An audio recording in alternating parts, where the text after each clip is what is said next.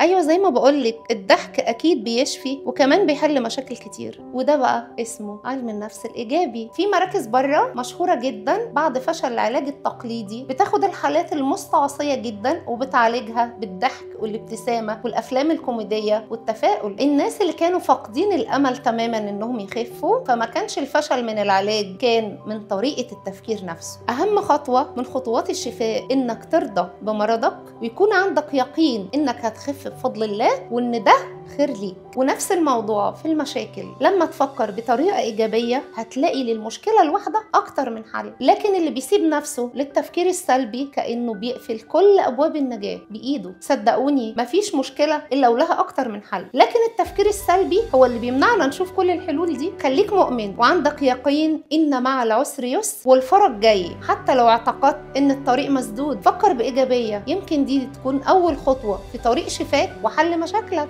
التفاؤل مش رفاهية، ده علاج.